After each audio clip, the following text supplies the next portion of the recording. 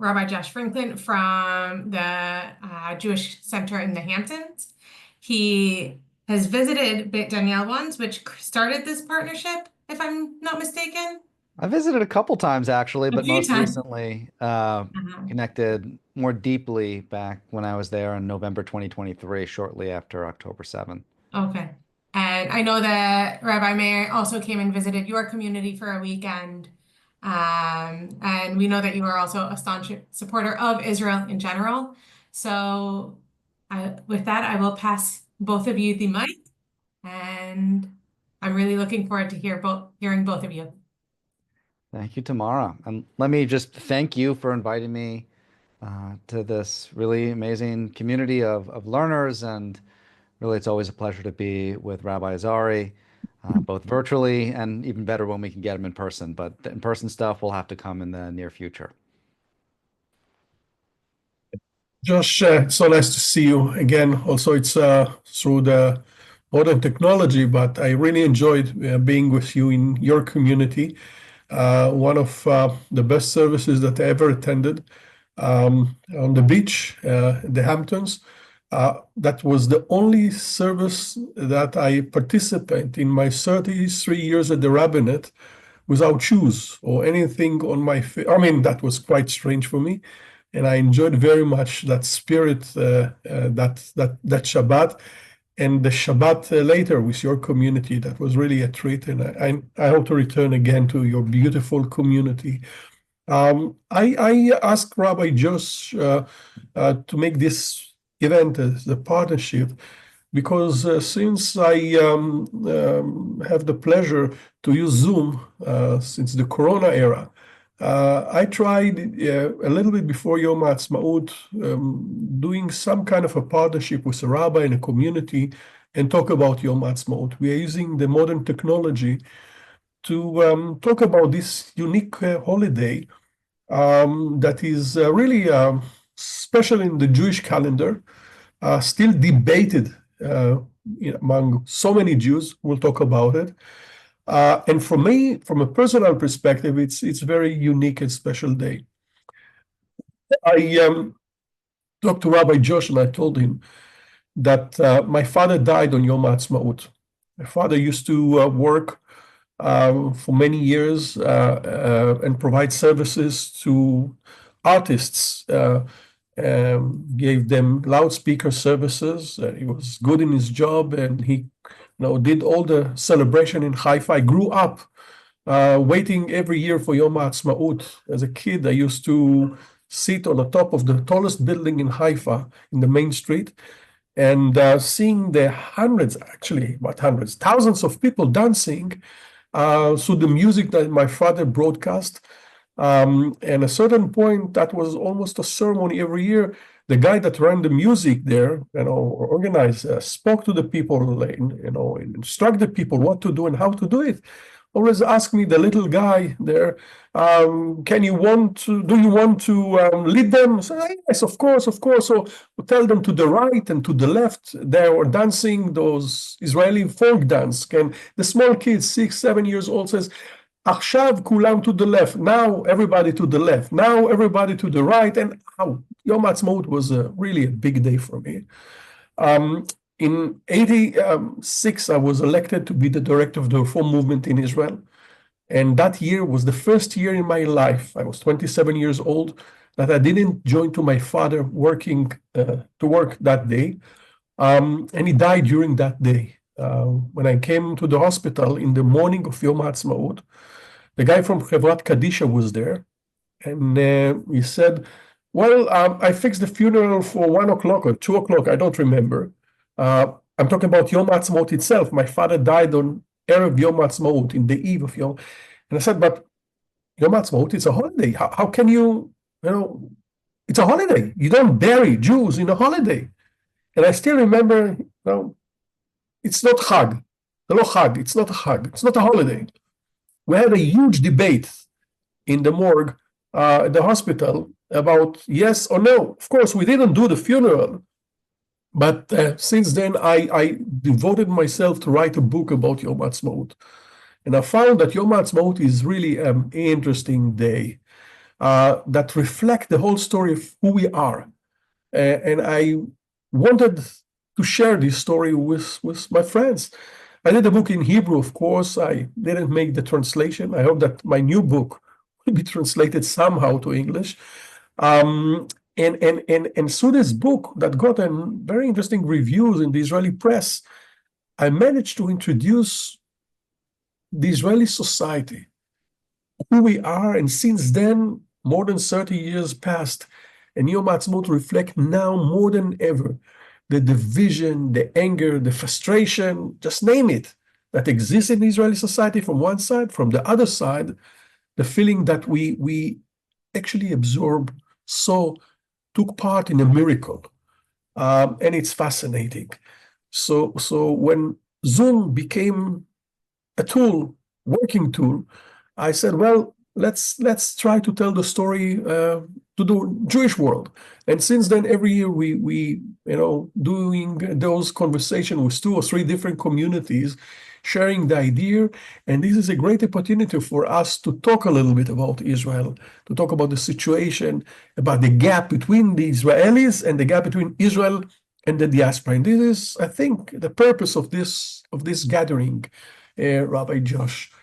I would be very happy to share the stories later, but maybe you'll start leading us, Rabbi Josh, and we'll talk a little bit then into the conversation, step by step, about the process of how Yom Ha'atzmaut grow to a point that where we are.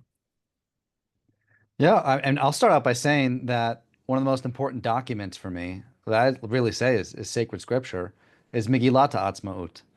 And sitting on my wall right next to me, maybe I could turn my camera just so you can see, I do have a copy of Megillat Ha'atzmaut.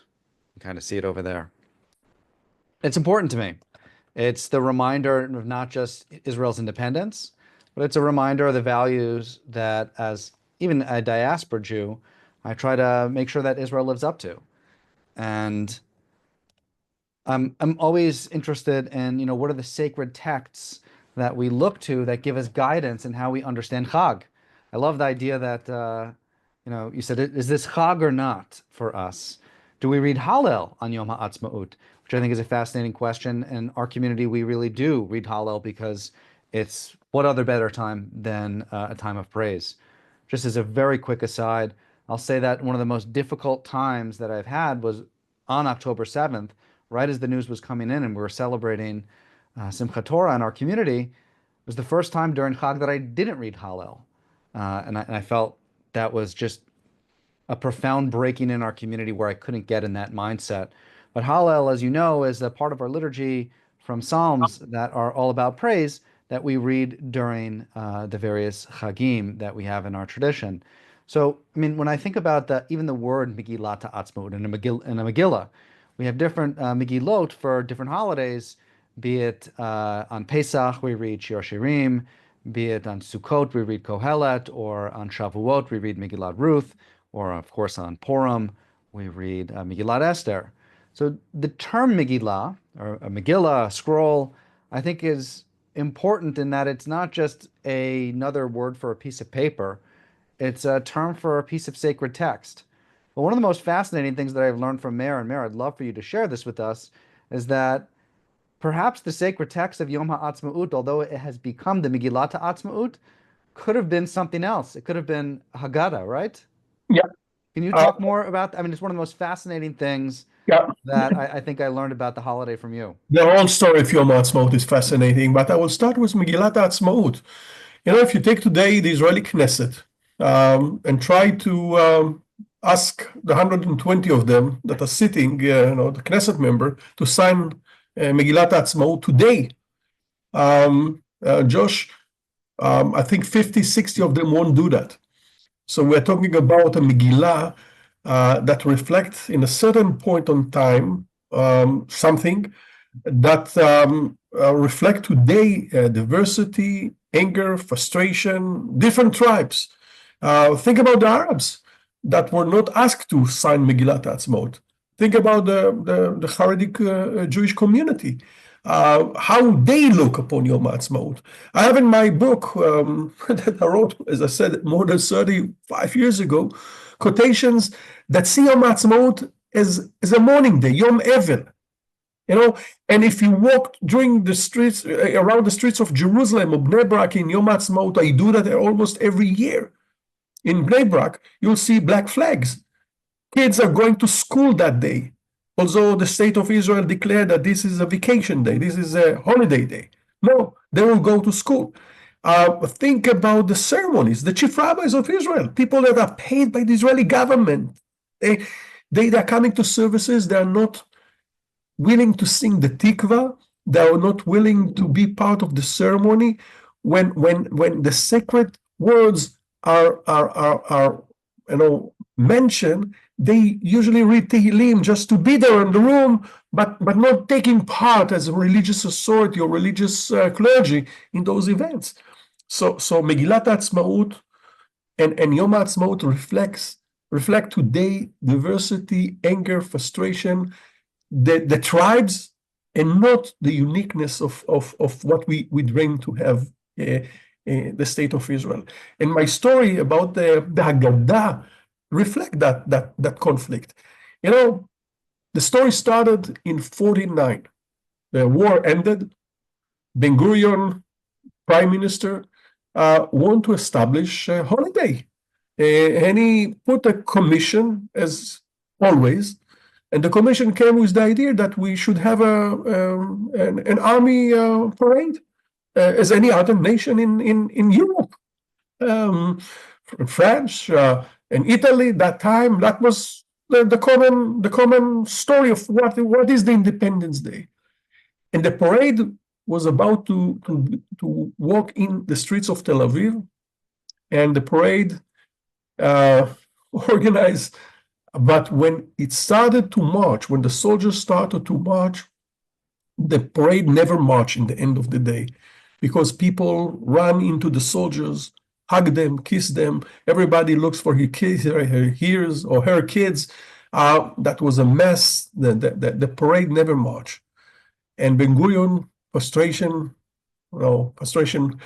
led him to put a second commission, to make sure that we'll have a real holiday, Yom Ha'atzmaut. And he put the commission, and the commission came with 3 ideas. The main idea was, let's take the holiday and bring the holiday to the home of the Jewish people. Passover is the winner. Until today, 90% of the Jews are sitting somehow around the table, reading the Haggadah, part of the Haggadah, singing a song, eating this or that, but they're there together. Let's do the holiday in the house. But how can you do that when we don't have enough food in Israel?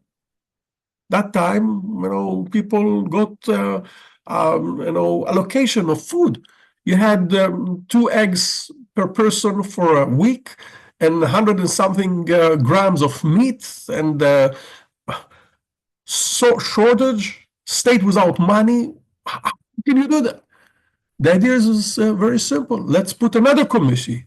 The committees that will give the recipe of how to create the table, to create the food. And you know that food is not enough. So another commission was established. Ben Gurion took the best writers, poets, asked them to join to the army for a few weeks, put them in the center of Tel Aviv, in the headquarters of the Israeli army, and told them, you'll come in 2 or 3 weeks with Haggadah. We'll read during Yom Ha'atzmaut next year Haggadah. We have a commission that will put the food on the table. You will put the spirit. And the committee sat and created a beautiful Haggadah. A beautiful Haggadah for Yom Ha'atzmaut. Guys, think about the real Haggadah and the new story. They came out of Egypt. We came out of Arab countries and from the Holocaust. They fought and got a land. We fought and we won 7 nations that attacked us during 48, 49 war. This is the story. But the problem was that the writers were all secular Jews, what we call secular Jews. And God was not in the New Haggadah. God is not in Megillat HaAtzmaut either. Oh, the story of Except kind Megillat of, kind of. Ha'atzmaut is more complicated, the story of Haggadah, of Yom Ha'atzmaut, God. And I'll tell you that in a second. God was not there. And four glasses, each one of them to any different arms of the branch, the Navy, the Air Force. We praise the leaders, of course. We praise the newcomers, the Olim. They created the beautiful story. And just a few weeks before the holiday, the government started to put ads in the newspaper. Says, well, this year we'll have real Yom Ha'atzmaut. We'll have a Gada. You'll have instructions how to put table, beautiful table, and create a new Leila Seder. And the guys from the Orthodox establishment started to wonder what is going on here. Wow, a competition to Passover? Who are you, Ben Gurion? What do you think? Who gave you the right to create something new in the Jewish world? By the way, at the same time, there's a huge debate within the Orthodox community about what you mentioned earlier, Josh. Do we read Hallel in Yom Ha'atzmaut? Do we read from the Torah in Yom Ha'atzmaut? Do we do Haftarah in Yom Ha'atzmaut? Can we celebrate? How we will celebrate this day? This is a religious holiday, not a religious holiday. Ben Gurion was quite, strong. It says we'll celebrate the day, and the newspaper was every day there in order to endorse that new celebration that the government created. And there's a beautiful story about a group of leaders from what they called then Mafdal, today's fractions of the religious Zionist party. They came to Ben Gurion during the night, a day before the Haggadah was supposed to be sent to Israeli newspapers to every home in Israel. And it says, Ben Gurion, if the Haggadah goes out from the army headquarters, you don't have a government. We're talking about religious coercion in Israel, and this is really a great example. I think this is one of the first examples for religious coercion. Ben Gurion said to himself, well, government or Yom Ha'atzmaut or government, the Haggadah was never sent to the Israeli kiosk, to the Israeli newsstands. And in the morning of day after Yom Ha'atzmaut, most of the Haggadah were burned in the army headquarters in Tel Aviv. The last one that we had are sold in the last few years for $25,000 and more in different auctions. If you have the original of that, this is how it works. So this is the attempt to create something new that didn't work. By the way, you mentioned Megillat HaAtzmaut. I don't know if you know that, guys, but Megillat HaAtzmaut on Friday, the time that Ben Gurion declared the state of Israel and read Megillat HaAtzmaut, was signed empty. The declaration was not there. The people signed on a Megillah without the words printed there. They were done later. They had a huge debate again about the question if God exists. If God exists, how to call God, if to call him. And the huge debate, of course, the Orthodox, part of them wanted God, part of them didn't want God there. The secular guys, communists and socialists, didn't want to have God. Ben Gurion says, yes, So when I read it, and I come to that line, I think you're getting there, but Sur Yisrael. Sur Yisrael, that was the compromise. Rock of Israel. And I read it and I go to Psalms, but Israel Vagola. I mean, all of the different ways that God is specifically mentioned as Sur, as a rock. And however, like I understand that it's such an indirect language and beautiful metaphor that can be expansive. that it actually works on the level for the religious Jews and the non-religious Jews. But when you read it, Meir, what do you read it as an individual, not as, just trying to I unpack? read it as a religious person. I think that what happened really a miracle. I had because of my life, the way I live my life, I spend a lot of time in Poland, where my wife served as the Israeli ambassador. I saw the whole Jewish world. I was in Babi Yar in Ukraine, where my wife started her first ambassador post. You stand there in Babi Yar, look down, and you see where 30, 40, who knows how many thousands of Jews are buried. You walk through the aisle, Auschwitz or Treblinka or Majdanek, and you understand where we were 80 years ago. Exactly 80 years ago. Yeah. Auschwitz was, captured by the Russian.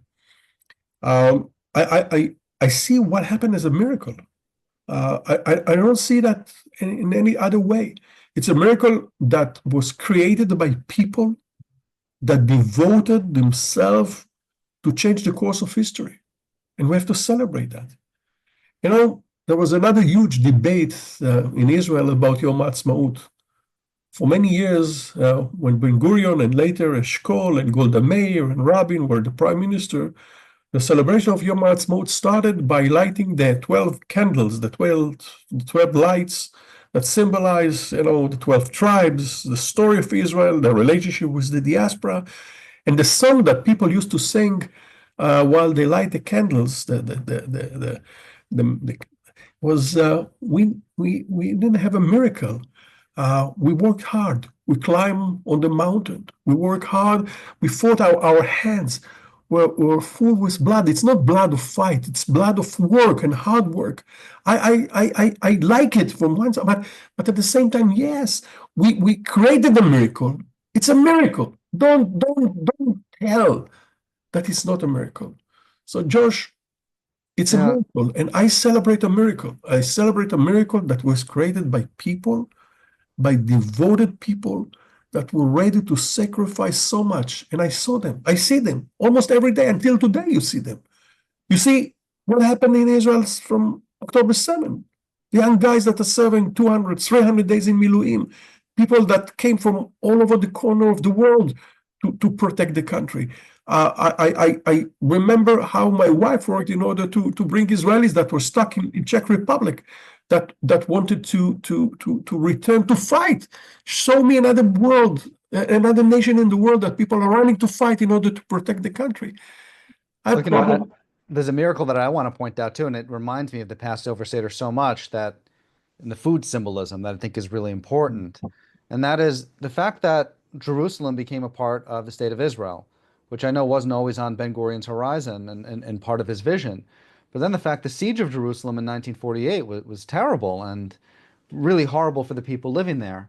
So I was told a story by this chef in Jerusalem, Moshe Basson, and he's at Eucalyptus. If you're in Jerusalem, you should definitely go there. On the side, it's actually the restaurant where I met my wife.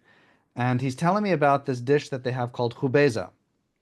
And chubeza is this wild leafy green that grows kind of like a weed. And it's always been eaten in some ways, but really in 1948, when Jerusalem was being sieged, this was one of the only things that they were able to eat. And so they ate the chubeza plant.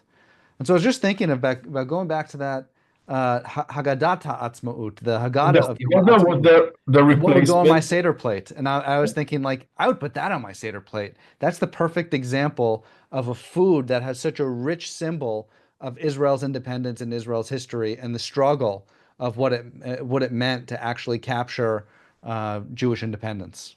If you go back to the Haggadah that I mentioned earlier, the suggestion of Ben-Gurion and his committee was to put the chubeza as the replacement for the matzah. Oh, so I'm not all that far off then. No, that was the idea. The chubeza was the replacement of the matzah. You don't eat the matzah, 3 weeks after you had Passover. So the chubeza was the suggestion, and you should see the menus. By the way, the menus is aimed to the housewife. Today it won't work. The food is not so tasty. We tried once to put together the ingredients and to create that meal that the government of Israel. You understand how naive was the government in order to create that concept, and how difficult is to create a holiday. It's interesting. And what is the power of Passover that is there for us for, wow, 3,000 years? And with all the journeys and troubles, we are still there, still having Passover. And Yom Ha'atzmaut is still under debate. What to do, how to do it. I remember that I quote Thomas Friedman, your Thomas Friedman from the New York Times, wrote a beautiful book years ago, From Beirut to Jerusalem. And he said something about Yom Ha'atzmaut. I went to the street of Jerusalem, and everybody is holding a hammer and a plastic hammer and hit the other. They don't have any sense of holiday. No, they have sense of holiday, but this sense of holiday is under debate because the question is who we are. Do we celebrate Yom Ha'atzmaut in the synagogue, and how we do that in the synagogue? Who has the right to change and create a holiday, to make a decision what to read from the Torah, and what to do, which haftarah, Hallel or not Hallel? What do you do if you're a secular Jew? What type of way you do? What type of Yom Ha'atzmaut you create for yourself? By the way, army bases are open, army events are open to the public. A lot of events, culture events. We have, as you have in your holiday, a lot of mangals, a lot what we call it mangals. Grills. It's the grills, the American barbecue. In Israel, it calls mangal. We just adopted that from you, but don't forget, in 48, 49, we ate chubeza, and now we are able to eat the barbecue. So something changed. I mean, we eat garbage in the night. I mean, our Day of Independence, or Independence Day, July 4th, I think is really a squandered holiday in the United States. What's our symbolic foods? Hot dogs and hamburgers, the big event is Nathan's hot dog eating contest. How many hot dogs can you eat? But on so many American holidays, one of the things that we've done wrong is that we've used it as a time away from work and created these very thin cultural rituals that mean nothing, that are associated with some of the most sacrosanct days in the American calendar. Memorial Day is coming up. And Memorial Day is a holiday to honor those who it's like Israeli Memorial Day, Yom HaZikaron. But what happens on Memorial Day here? Actually, very similar to our Independence Day. Hot dogs, hamburgers, barbecues, and people go to the beach and people go on vacation. And maybe, just maybe, there's a Memorial Day parade, but it's not solemn. It's actually celebratory, and the whole meaning of fallen soldiers gets lost.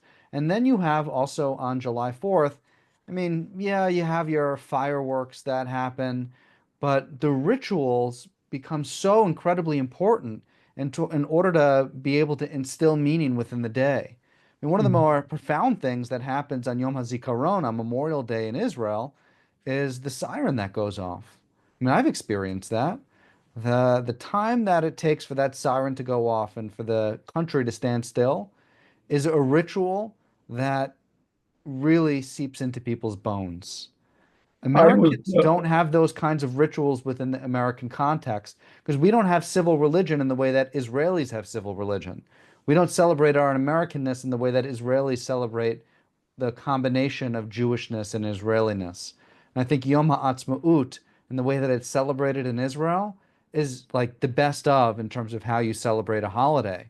I mean, I'll actually say that there's another holiday which I've started to see get a Haggadah, and that's Rosh Hashanah, which is a newer kind of innovation for how to elevate the experience of Rosh Hashanah by assigning different food rituals and symbols to a plate that help you inaugurate the new year. And it's kind of meaningful, Yeah. I guess.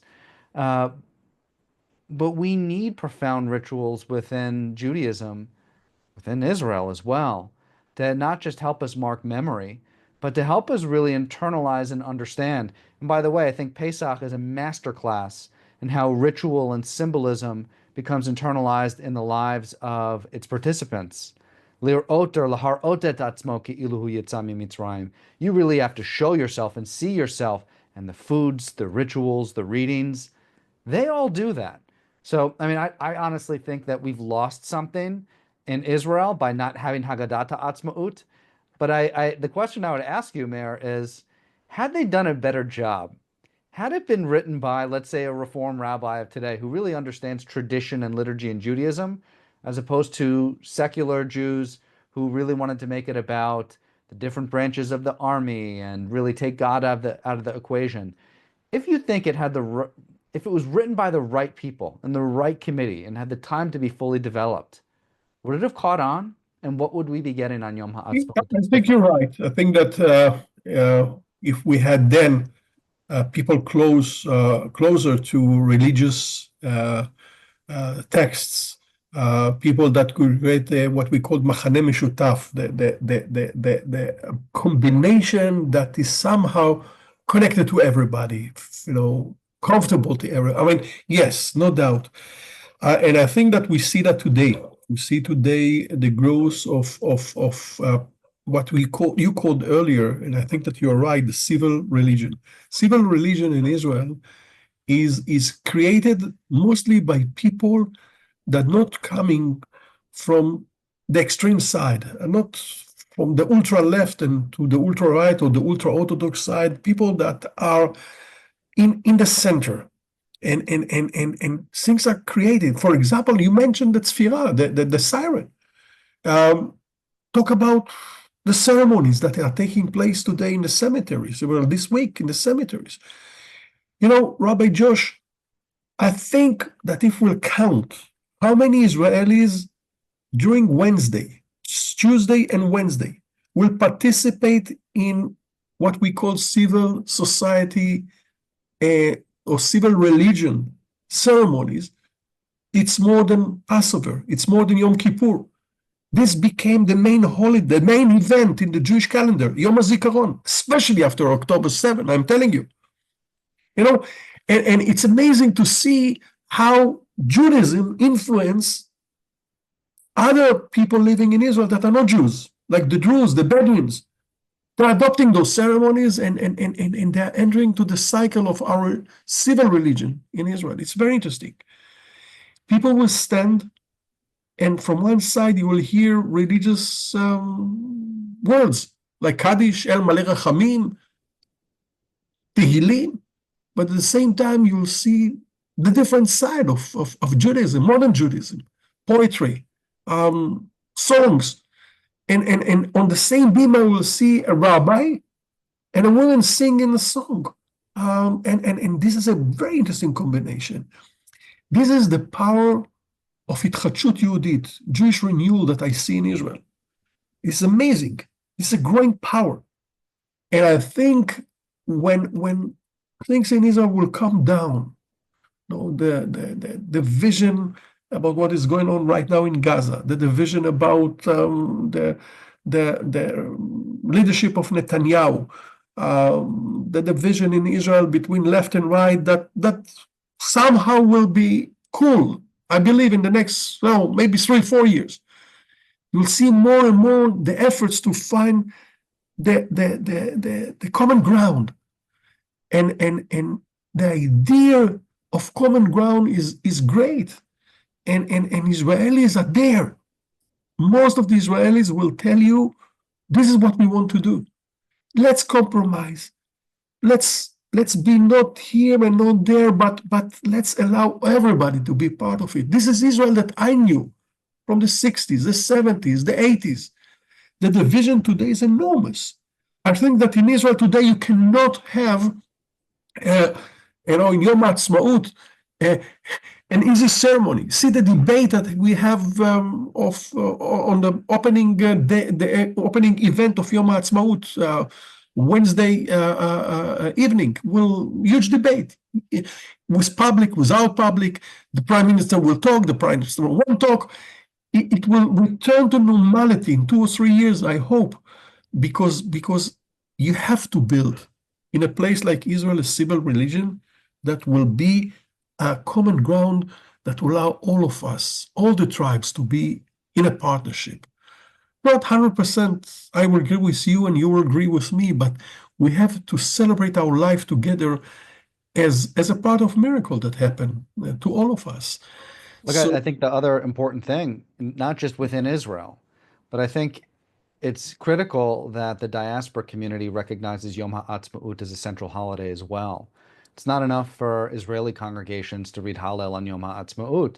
It really has to be within American congregations, Canadian congregations. Who else did we say we had from a different place here? Did we have to have someone from Australia? But in all the diaspora, I think our critical connection to Israel and our critical connection to the Jewish people means that we also celebrate the independence of Israel. And it doesn't mean that we as diaspora Jews, it's time for us to leave. It simply means that we have an inextricable connection to the land and the state of Israel. I mean, I want to point out that there's this mentality in Israel about, I think it was Jabotinsky who said it, liquidate the diaspora before the diaspora liquidates you. Right?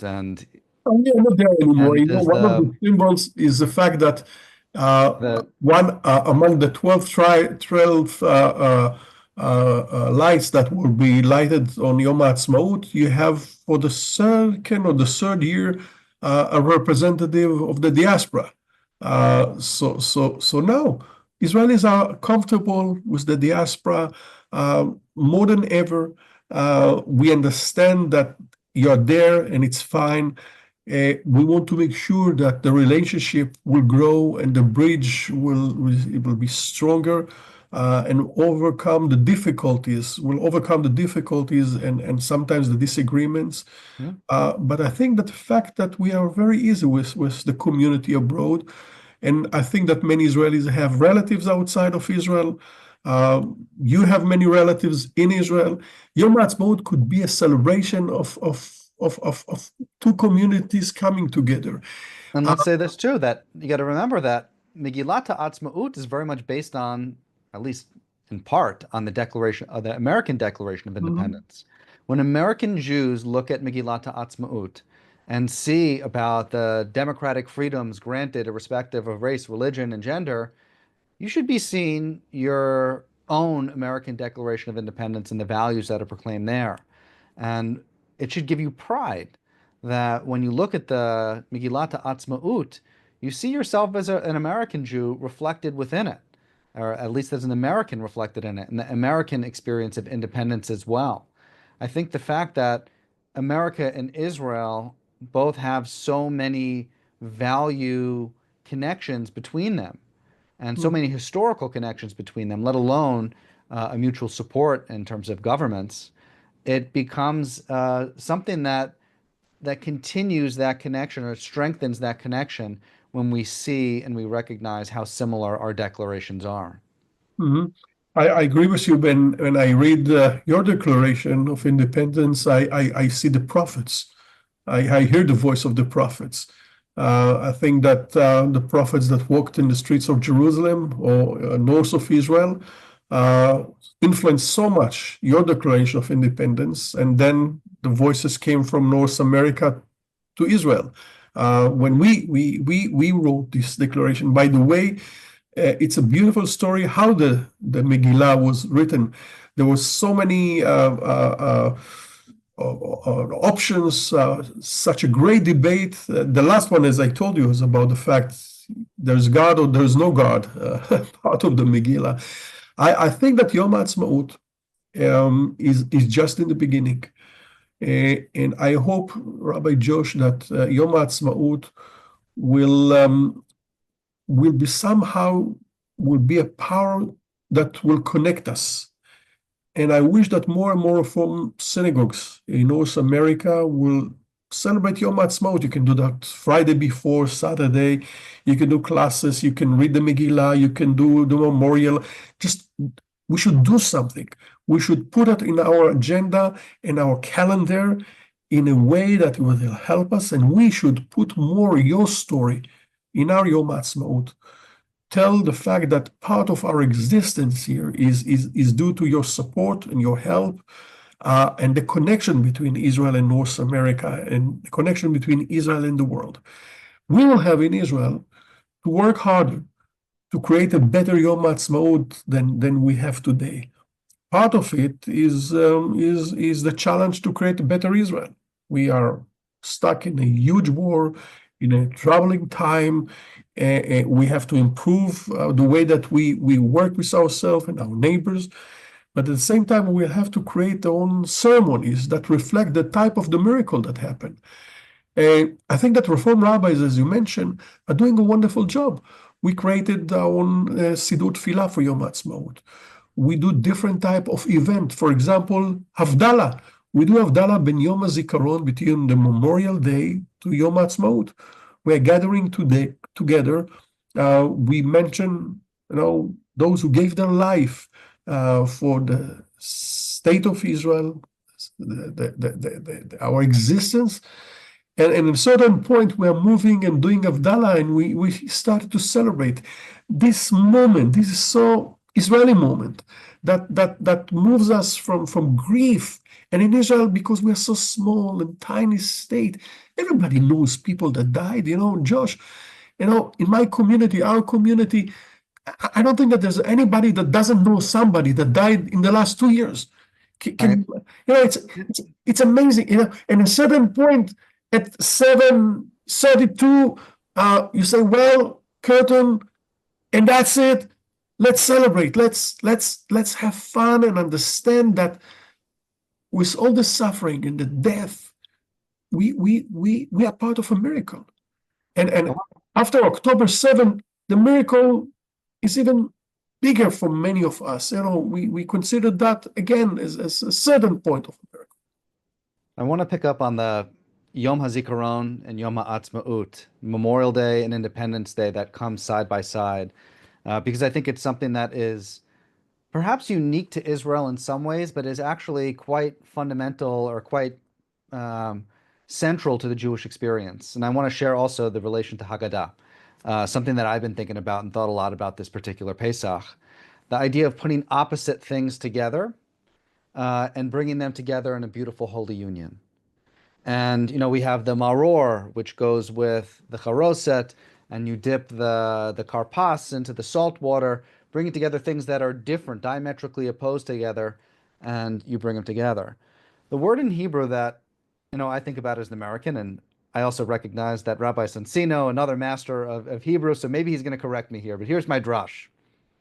The word Haggadah has the root neged, nun gimel daled. And neged, I feel like, is one of the more misunderstood words in the entire Torah. Of course, it means in modern Hebrew and in Hebrew too, opposite, in front of. But actually, when you look at certain parts, especially within Tanakh and rabbinic literature, you see a little bit more nuance. And I'm getting somewhere, I promise. You see that you have Keneged Arba'im. With the 4 children on Pesach, you have to tell the story, even though the 4 children are very different. You have to bring them together in one holy narrative. And Haggadah has the root neged. It means really, I think, to bring things together or tell the story of how things relate to one another in a beautiful, holy way. Or you have this line from Tefillah where we say, in Elu Devarim, you have all of these 10 great mitzvot, and then you say, V'talmud Torah keneged kulam. All of these particular mitzvot are not opposite of Torah. Torah brings them together in this beautiful union. So what Haggadah does, especially around Pesach, is it brings things like freedom and slavery together in a beautiful holy holiday, and bitter and sweet together in a holy union. And the reason I think Haggadah would be the perfect model for Yom Ha'atzmaut is because what the Haggadah would do, I think, is it would bring together Yom HaZikaron and Yom Ha'atzmaut in that beautiful holy way where there's tension, but at the same time there is either some kind of beautiful paradox or synthesis that's happening in the most spiritual and holy way possible. And I can think of no better way that we could have done that than a Haggadah. Again, the bringing together of 2 things in the way that Israelis so beautifully do. You'll see today more and more in Israel new publications that are called Agadah for Yom Ha'atzmaut or Gathering for Yom Ha'atzmaut. A lot of new version and new concept. It's very interesting to see how literature is growing. I can predict that in 20, 30 years, Haggadah will be part of Yom Ha'atzmaut celebration. It will be done maybe at home, maybe in community centers. Again, not just in synagogue. This is the new tradition that is growing in Israel of what you called so nicely a civil religion in Israel. Almost every community center in Israel will hold a ceremony Tuesday, this coming Tuesday for Memorial, and Wednesday for the break between Yom HaZikaron to Yom HaAtzmaut. And they create literature. They do something nice. And by the way, October 7 helped us to create new stuff a lot. I mean, it's amazing to see how much was created during the last 2 years in Israel. To celebrate from one side the miracle and to mourn from the other side the price that we paid, the life that we lost. And this is the story of Yom HaAtzmaut. This is the story of Yom HaZikaron. Story that most of the Israelis feel very comfortable with, but at the same time, we have the gap between us and the ultra-Orthodox, between us and part of the ultra-Arab community, part of it celebrate Yom HaAtzmaut and part of it really far from that. And I hope that Yom HaAtzmaut will continue to change, and in a certain point will be a little bit different than it is today. Because of the situation, maybe Josh will ask people. We will, let's open the room up. questions because we talked as rabbis. We love to talk. So if somebody wants to ask a question, or somebody already tomorrow raised a question, that would be nice to open it to the community that we gather here.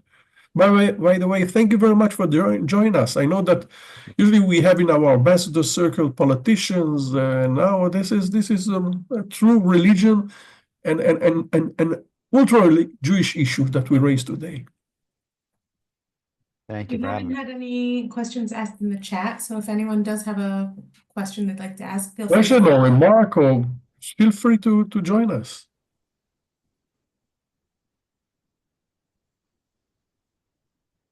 It must have been an incredible talk that I enjoyed it. I hope you too. And Rabbi Sonsino is there with us, and I see that he's writing, so probably we'll publish a book about Yom HaAtzmaut sometime. And so nice. If somebody wants to say something. Rabbi Sonsino says, should we write a new Megillah for Yom HaAtzmaut? As I said, Rabbi Sonsino, there are, I think, about 20 to 30 different Megillot for Yom HaAtzmaut that was created in Israel. By the way, the same about the Holocaust Memorial Day. We have a wave of new Megillot that was created for the Memorial Day for the Holocaust. I think yes. I think that Israel is about to create a new Megillah. And don't forget that in Israel we have few communities with major power, like the what you call in America the JCC movement. We have in Israel Chevrat HaMatnasim. You can imagine to yourself that in Israel we have few hundred matnasim.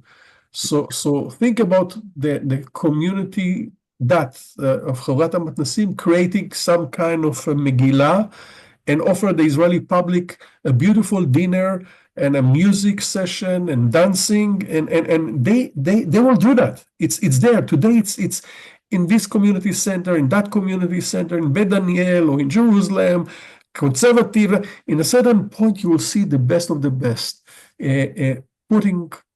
Somebody will put it together. And by the way, this is how the Passover Haggadah was created. We talked about that earlier, Rabbi.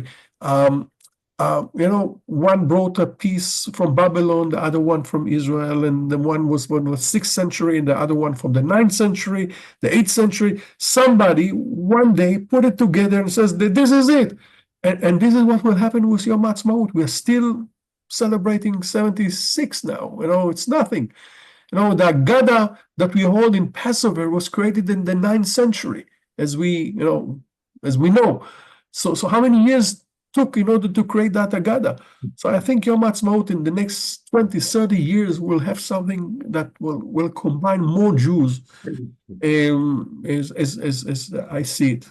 I'd actually like to see Sefer HaAtzmaut, like a real full religious book that's dedicated to what the implications are for Israel's independence. But okay, that might be a little bit lofty. Okay. Lawrence Wolf, I see his hand. Oh, it's Larry. But Larry. I've been thinking about, well, I've been writing op-ed pieces about Israel and about Judaism, and I'm starting to think about the role of Israeli Arabs in Israel. And we know that Hamas's attack was not just on Israeli Jews, but on Israeli Arabs. And Israeli Arabs hated Hamas. And now it seems that they're in a very difficult position, in part because some of their relatives are dying in Hamas, and secondly, because the far right is hoping and trying to disenfranchise the 20% of Israel that are Arabs. So how do you manage that, and how can you try to bring together these groups, and recognizing that it's 20% of the government, it's 20% of all the doctors. What can you do? I tell you, Larry, I think about it as the Israelis thought about the situation before 48, the attitude toward the British mandate. The decision of Ben Gurion was let's fight the British and kick them out from Israel. But at the same time, let's support them in their efforts to kick out the Nazis, to fight the Nazis. It's complicated, but you can do that. And this is the attitude I think that we and the Arabs should adopt. I think that part of them are doing that very well.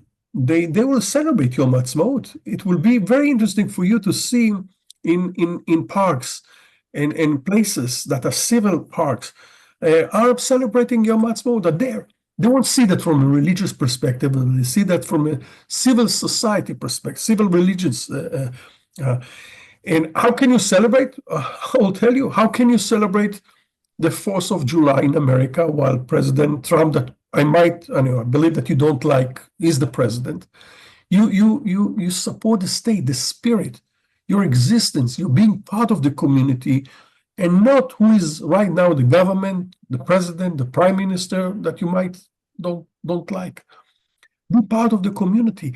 And more Arabs in the last 20 years see themselves as part of Israel. It won't be easy for them.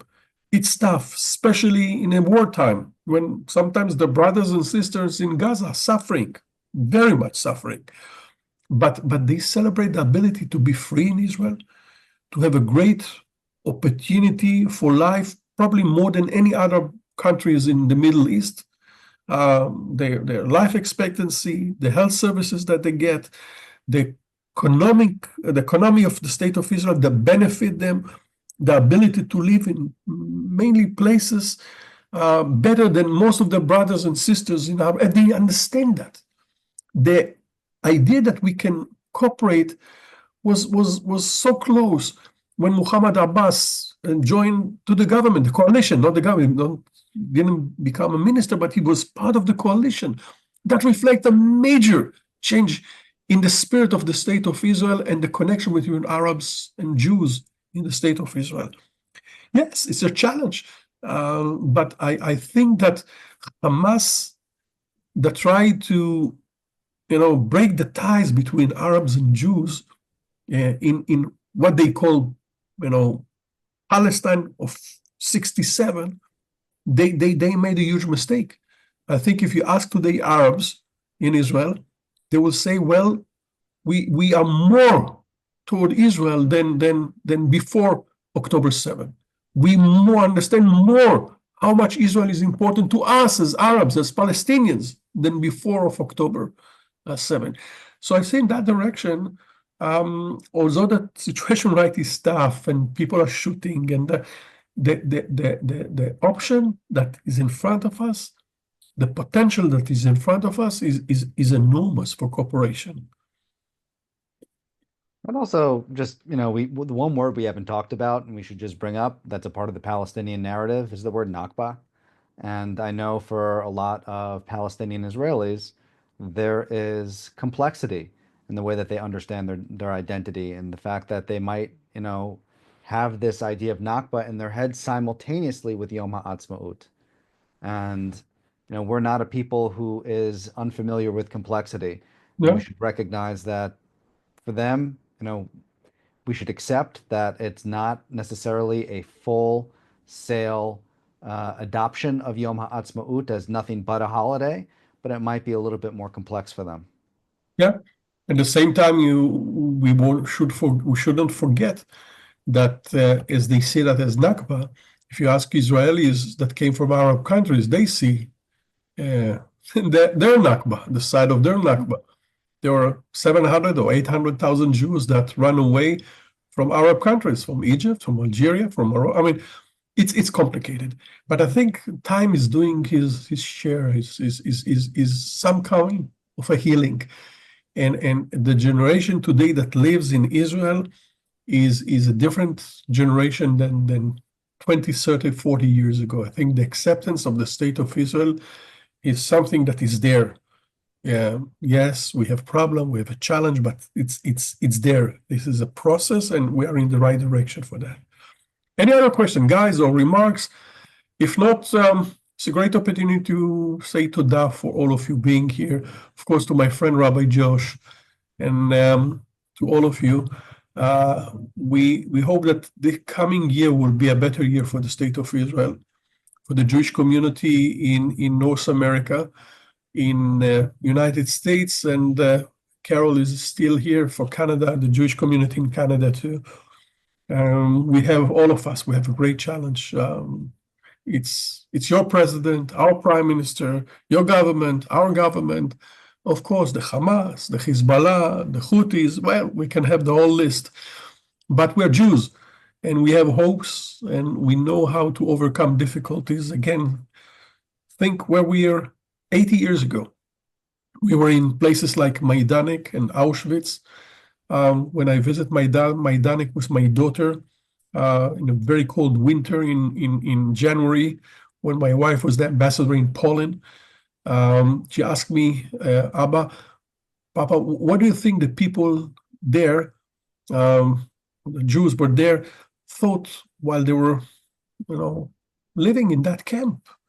She understood that people that lived in the camp for a year, sometimes 2 years in this camp, I told her that I think, Daphne, none of them, all of them thought probably about the next food, the next meal, the next potato that they will find, or the next piece of bread or soup that they will get.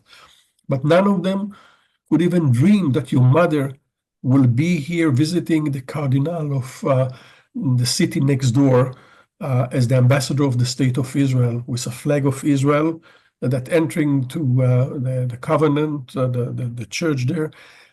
Can you imagine to yourself the transformation that the Jewish world had from the Holocaust, from Majdanek and Auschwitz to the state of Israel, for places like your temple in the Hamptons, or Temple Emmanuel, New York, in San Francisco. I see Ellen from San Francisco. We did it. We did it. And there's so much to do, so much to achieve, so much to reach together. And I hope that we'll do that better than we did last few years. Great discussion, great discussion. Shalom, shalom al Israel. Shalom, and see you in Israel. Visit us, come and we'll hug you, I promise you. Bye, guys. Shalom. Thank you very much. Thank you very much. Bye-bye. Thank you, Meir. Thank you, everybody. Josh, todah. Bye. Bye. Shalom להתראות.